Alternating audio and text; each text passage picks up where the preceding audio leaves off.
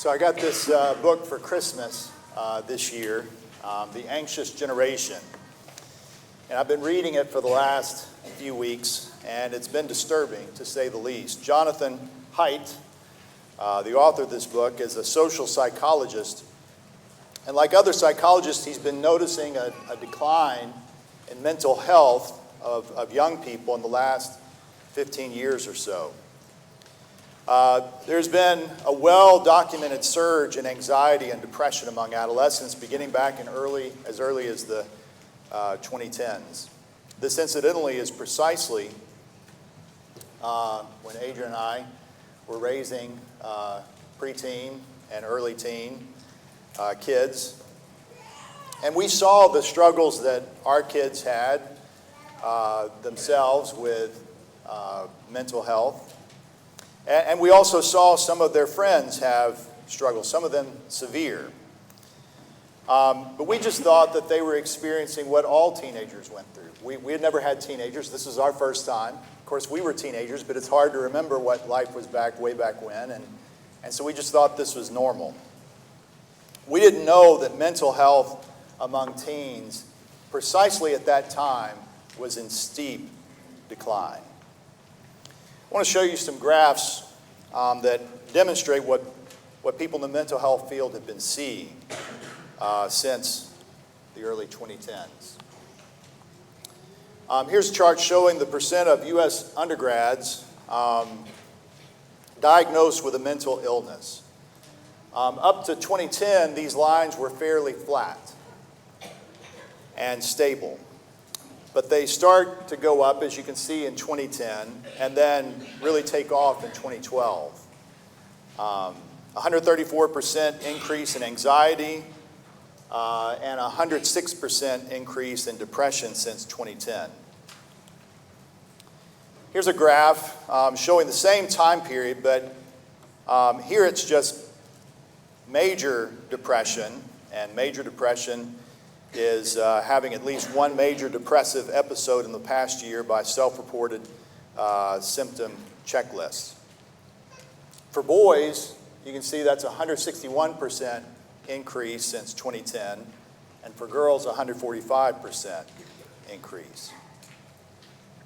Obviously, you can see on the graph, there's many more girls than boys, but in relative terms, there's actually more boys in the increase than girls. And so what happened to cause this dramatic spike in anxiety and depression? Well, you say, well, maybe it's more of a willingness and an openness to talk about your feelings than years ago. Though I don't know what's the big difference in the 2000s and the 2010s, but let's just say that maybe that's the cause. Well, it didn't just show up in these surveys and reports of mental health professionals talking with kids. It was displayed in behavior as well, including self-harm and suicide. Here is ER visits for girls and boys. That same time period, notice 2010, up to 2010, fairly flat, fairly stable, but something happened in 2010. And you've just got this spike. For girls, 188% increase since 2010. What happened in 2010 to cause this spike in self-harm? And here's suicide rates. Boys are still outpacing girls, as they always have in suicide. But notice the steep increase in girls from 2010 to 2020. 167%. What happened in 2010 to create such a spike like this? Psychologists were all asking this question because they were seeing this, both in their clinics and seeing the statistics. Here's the results of a simple survey question given to high school seniors. And look at the percentage of seniors here, girls and boys, who are on the precipice of beginning their adult lives. You know, they are right there at graduation, right at the finish line, about to launch out into their life with all of this hope, with all of this optimism, you would think. And yet they either agreed or mostly agreed with the statement, life often feels meaningless. And why that dramatic change? Beginning, really on this graph, it really begins in 2012 for girls, but then boys are not far behind. What happened to create this feeling among high school seniors? There have been different theories that have been put forward by those who have noticed this trend. One author wrote a book that suggested it was economic, and a combination of other chaotic things that were happening in America in the early 2000s. Of course, America experienced 9/11, which was traumatic in many ways. There was an economic crisis in 2008. And maybe that's the reason why young people are suffering, because of conditions here in America. But look at, here's one of the early charts I showed you of teenage depression among girls and boys. Look at what happens to unemployment during the same years, those 10 years. It's going down, not up. There's no correlation between unemployment, economic stress, and what these kids are going through. And it's not uniquely an American trend. I could show you other charts. I'm going to spare you that. This is way too much for my taste anyway. But I could show you other charts of around the world, in England, Australia, other English-speaking countries, as well as developed European nations, where similar kind of charts, and they all begin right there in 2010. It's a worldwide phenomenon. What happened in 2010 to create such a spike as this among young people especially? And here's another thing that people have noticed. Mental health has been a problem for all ages since 2010. Well, not all ages. But if you can read this chart, notice ages 18 to 25, 139% increase. Those that are a little bit older, 26 to 34, 103%, so not quite as dramatic. Those are a little bit older than that, 35 to 49, 52%. And for those over 50, an 8% decrease. Why such a difference in age? Weren't we all experiencing the same thing at the same time? Whatever this thing was in 2010, or a combination of things? Why this dramatic difference between those who are very young and those who are very old, or gradations of age? What happened?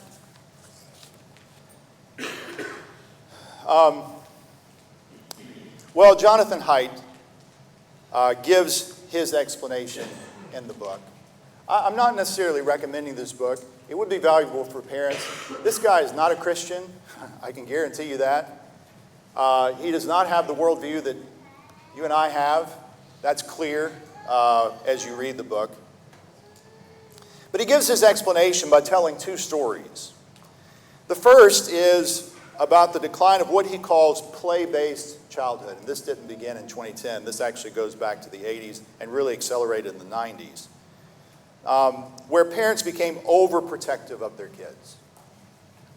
Kids were not allowed to play outside as much as they used to because of the fears that their kids might be hurt or harmed, either by them doing something foolish or someone kidnapping them or something like that. He argues that the loss of free play and the continual adult supervision deprived children of what they needed most to overcome the normal fears and anxieties of childhood. Children were overprotected. Play-based childhood decline is the first part of his explanation. The second part, the second story, is about the rise of what he calls phone-based childhood, from play-based childhood to phone-based childhood, which began in the late 2000s and accelerated in the early 2010s. When adolescents traded in their flip phones for smartphones, along with the rise of social media platforms, it created a very different and very dangerous world for children. And he argues that parents didn't really understand what was happening to their children in the virtual world. And I'll just include myself and Adrian in that. We were very cautious and very slow to adopt new technology and allowing our kids to do things. But I don't think either one of us really foresaw what we're seeing in these charts and graphs. I don't think anybody did. Now, parents understood the real world danger of our kids. Again, very overprotective when it came to the real world. Don't go outside. Don't talk to strangers. You know, bad things can happen out there. So long as they're in our house, they're okay. They're fine. They're safe. Not realizing that that little phone, that little device they had in their hands, in some ways was way more dangerous than what's out there in the real world. And so he argues that the best explanation of what happened to mental health over the last 15 years is the convergence of these two forces, these two stories overlapping and just happening to coincide with the invention of the iPhone and the front-facing camera and social media apps where you can like and share and all of that. And we'll talk about that. Now, there's a specific issue I want to zero in on here. But let me just offer the recommendations that this guy who's not a Christian, he's worldly, he's someone who believes that we're no different than mammals, we're just more highly evolved. Okay, so this is a guy who is not concerned about our kids' souls, he's just concerned about their health and safety and emotional health. But here are his suggestions, and I'll just offer this to you. I think some of them sound really good. Give children far more time playing with other children. Give them freedom to go outside and play like we used to do when we were young. Children need to play with other children, ideally outdoors, with little or no adult supervision. He argues that's safer than an iPhone. Don't give a smartphone as the first phone to your child. Give a phone or a watch that is specialized for communication, not internet-based apps. That sounds reasonable to me as a parent. And he adds this, don't give a smartphone at all until high school. I've had other educators and guidance counselors give the same advice. No smartphones at the very earliest, high school. And then finally, delay the opening of accounts on nearly all social media platforms until the beginning of high school at the least. Delay it as long as you can. Now, I have a greater concern than this guy's concern. He's not a Christian, as I said. His concern is merely physical and emotional well-being. You and I have a concern for our kids' physical and emotional well-being, as we should.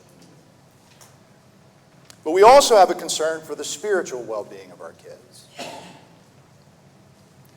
And I want to zero in on one specific spiritual concern I have for young people, and especially young ladies.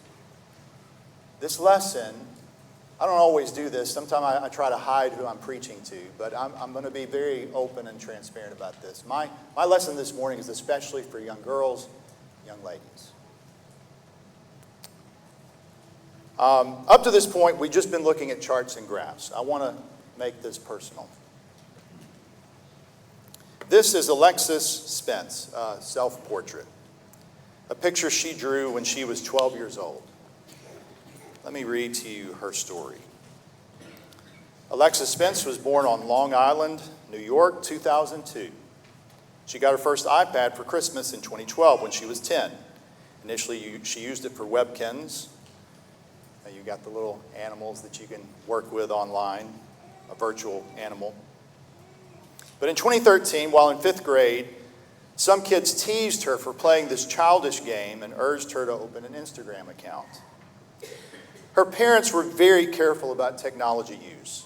They maintained a strict prohibition on screens in bedrooms. Alexis and her brother had to use a shared computer in the living room, and they checked Alexis' iPad regularly to see what apps she had.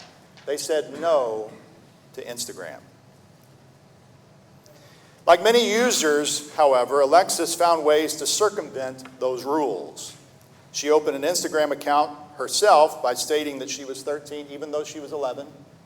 She lied. She would download the app, use it for a while, and then delete it so her parents wouldn't see it. She learned from other underage Instagram users how to hide the app on her home screen. I'm not going to tell you how, because I don't want to tell any young people how to do that. When her parents eventually learned that she had an account and began to monitor it and set restrictions, Alexis made secondary accounts where she could post without their knowledge. At first, Alexis was elated by Instagram. In November 2013, she wrote in her journal, "On Instagram, I reached 127 followers. Yay! Let's put it this way. If I was happy and excited for 10 followers, then this is just amazing." All caps, 3 exclamation points. But over the next few months, her mental health plunged, and she began to show signs of depression. 5 months after she opened her first Instagram account, she drew this picture. And by the way, the words on her laptop there are worthless, die, ugly, stupid, kill yourself. That's a 13-year-old girl saying those things. And those same words are on her little iPhone or tablet down there on the floor. Within 6 months of opening her account, the content Instagram's algorithms chose for Alexis had morphed from her initial interest in fitness to a stream of photos of models, to dieting advice, and then to pre-anorexia content. In 8th grade, she was hospitalized for anorexia and depression. She battled eating disorders and depression for the rest of her teen years.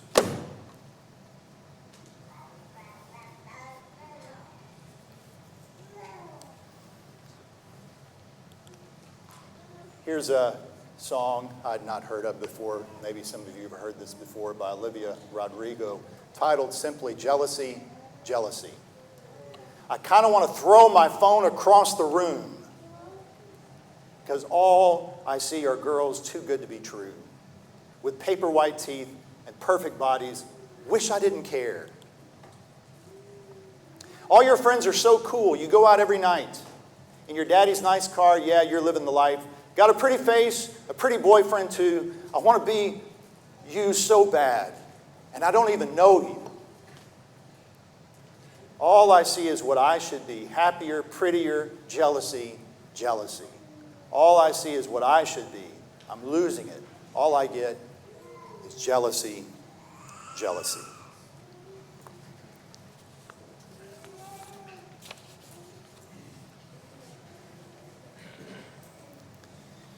I agree with Jonathan Haidt that young adolescents are especially vulnerable to the dangers of smartphones and social media apps. And I agree that part of the solution is limiting or outright eliminating the use of these depending on the age. The other half of the book, talking about free play, also resonates with me because I grew up in a play-based world where I literally went everywhere all day long, told to be home at 5 o'clock, whatever that was, and I just knew to be home. A very unsupervised childhood in some ways. But there is a spiritual side that I want to stress to all of us, and especially to our young girls. What these tech companies are selling you is a lie, and you need to recognize the lie for what it is. Jesus said, "If you abide in my word, you will be my disciples indeed, and you shall know the truth, and the truth shall set you free." Lies enslave you. Lies hurt you. Lies destroy your emotional and spiritual well-being. Lies will lead you to cut yourself and harm yourself. destroying relationships that you have with others, even your own parents, even your close friends who love you and care about you. Lies will convince you that you are not worthy, not pretty, not valuable, not loved, or lovable.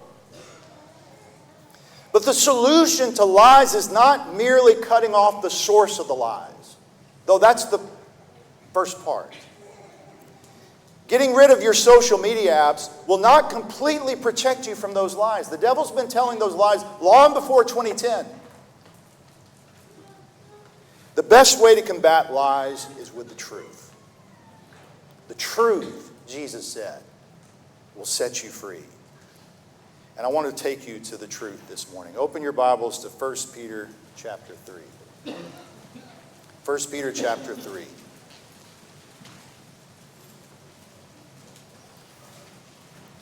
I know that was a long introduction, but I wanted you to see and to hear what kids are dealing with now. And I think we all get it. And I think we all feel this to some degree. But you saw the charts before. Those of us who are older are not impacted like this like the younger kids. Do you remember what it was like to be 12 years old?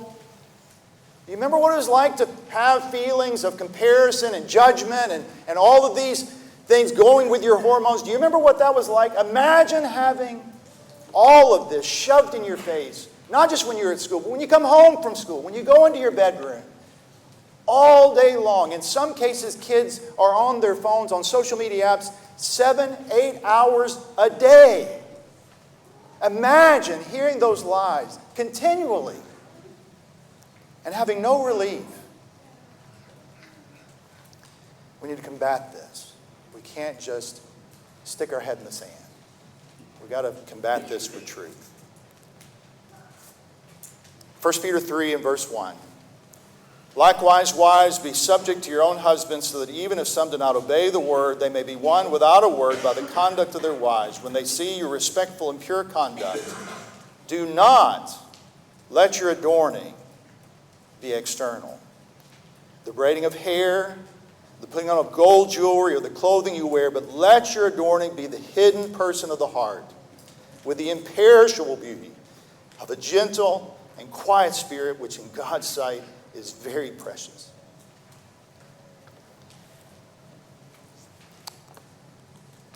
I was walking by the bookstore. Rusty was there way before I was.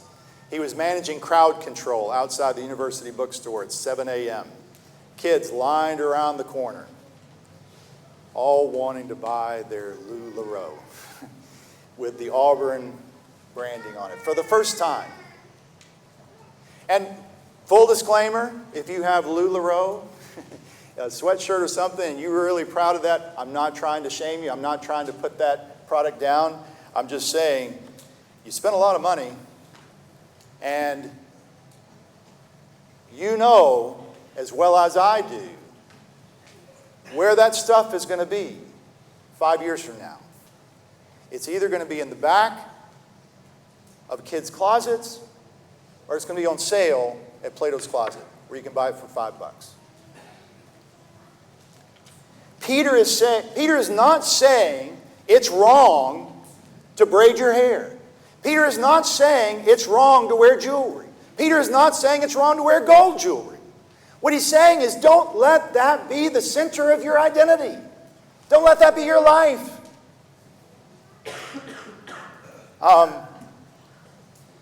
Notice the three words I've highlighted here.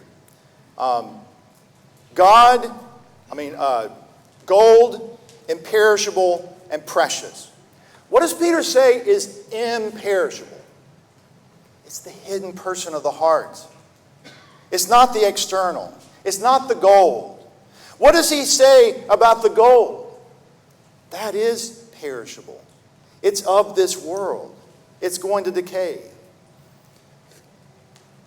Others can see the beauty of your gold. Others can see your pictures on Instagram as you're wearing the latest fashions or whatever it is. People can see that. What they can't see in a picture is what God can see. What does he say is precious? It's that hidden person of the heart, and that's what God sees. Notice these same three words, precious gold and perishes, in verse 7. So that the tested genuineness of your faith, more precious than gold that perishes, though it is tested by fire, may be found to result in praise and glory and honor at the revelation of Jesus Christ. What does he say happens to gold? It perishes. Did you know that gold is the only metal that doesn't rust? Even silver tarnishes, but not gold. And yet Peter says it perishes. And what's more precious than gold? Our faith. And that's what God sees. Same three words in verses 18 and 19 of chapter 1. Knowing that you were ransomed from the futile ways inherited from your forefathers, not with perishable things like silver or gold, but with the precious blood of Christ, like that of a lamb without blemish or spot. Once again, gold is perishable, but what is precious? It's the blood of Christ. And what does Peter say about the hidden person of the heart? That beauty that God can see? In God's sight, it is very precious. Our faith is precious. The blood of Christ is precious. He calls that hidden person of the heart to God very precious. We're going to come back to this verse later. He has a lot to say in this letter about our identity. He begins this letter, Peter, an apostle of Jesus Christ, to those who are elect exiles of the dispersion in Pontus, Galatia, Cappadocia, Asia, and Bithynia, according to the foreknowledge of God the Father. He calls us exiles. An exile is someone who is in a foreign land.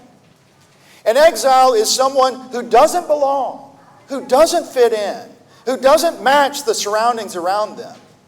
The power of social media is its ability to emphasize even more and more what young adolescents are already feeling in their heart. What does every young adolescent want to feel? Acceptance, love, that they are valued.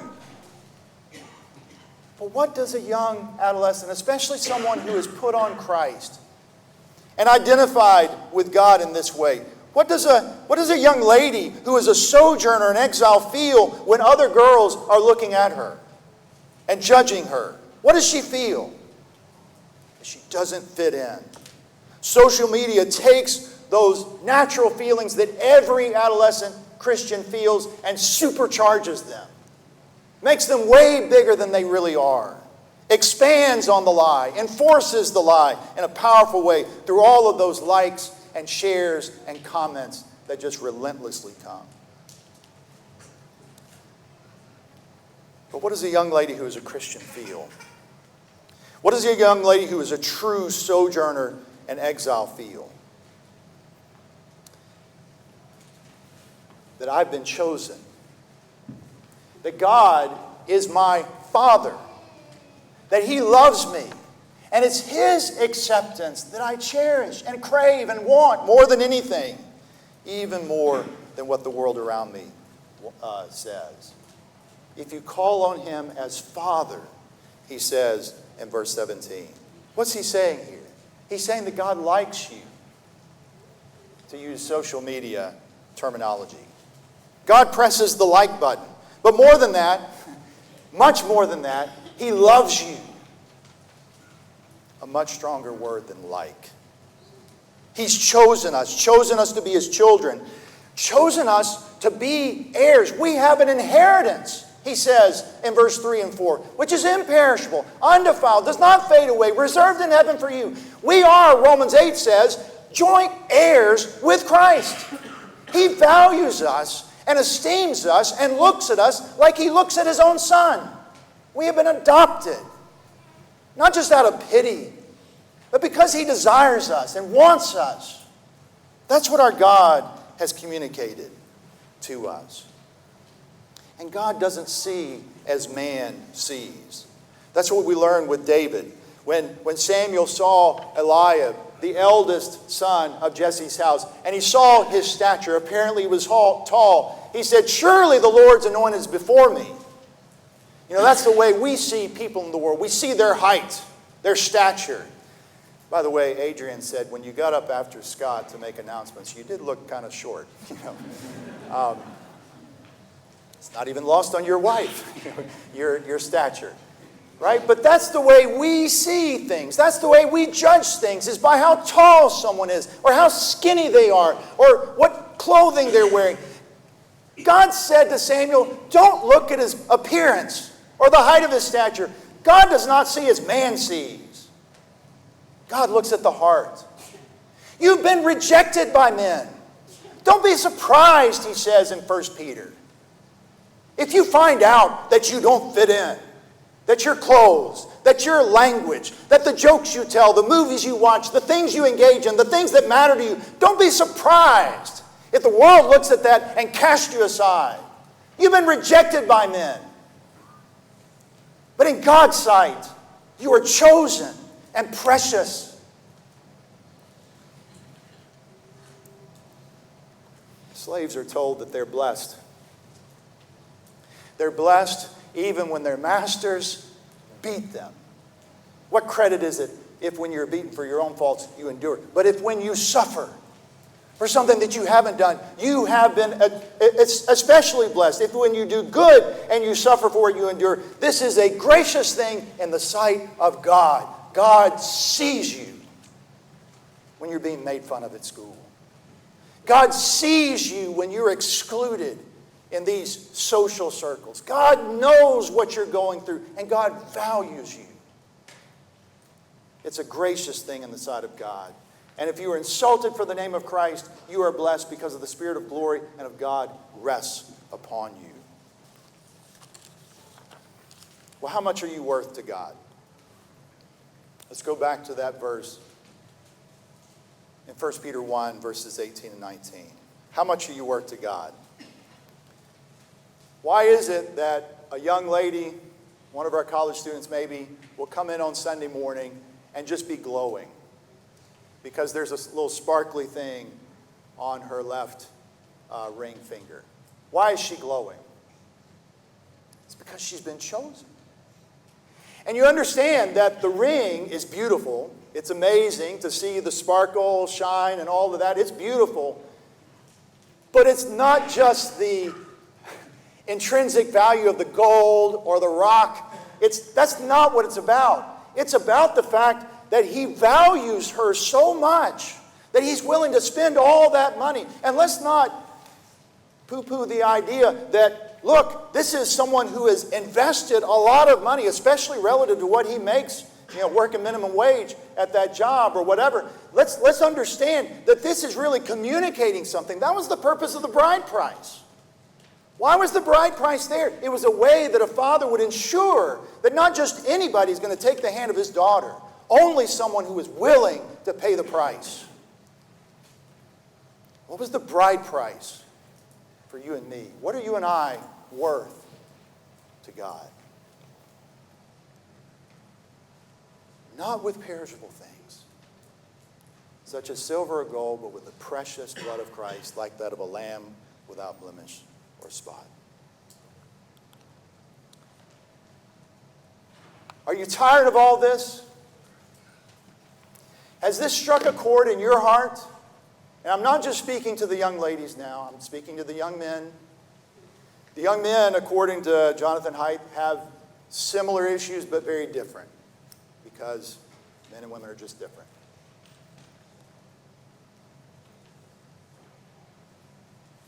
What are you going to do about it? He says in the book, and this has been measured and defined, that even 3 weeks of no social media improves so many metrics when it comes to mental health. Even 21 days. If you're struggling with your self-worth, if you're battling right now anxiety and depression and not sure why, if you're starting to see in your feed advertisement for weight loss pills to show you how to become super skinny like all those models, and understand all those pictures are not real. But if you're starting to see the tech companies pushing things to you that would lead you in a very bad direction, if you're being bombarded with these lies, push back. Fight. Cut off social media. 21 days, that's all I'm asking. 3 weeks. Give it up. And see what might happen. But more important than that is not just what you give up, but what you replace it with. What are you going to replace that time? If you're spending hours and hours and hours every week scrolling Instagram or TikTok or whatever it is, I don't know all the apps. What are you going to replace it with? Replace it with real social relationships where you connect with your friends in person, in face-to-face. Connect with your family, your spiritual family that loves you and cares about you. And most importantly, connect with God. Some people have said, I couldn't do a Bible reading plan, I just don't have the time. Well, how much time do you spend on social media? What if you were to spend for the next 3 weeks, whatever time you have spent on average on social media in God's Word? What do you think might happen? One more verse from 1 Peter. 1 Peter 2 and verse 1. So put away all malice and all deceit and hypocrisy and envy and all slander. And let me tell you something. Put down your phone. That'll help. Verse 1. But look at verse 2.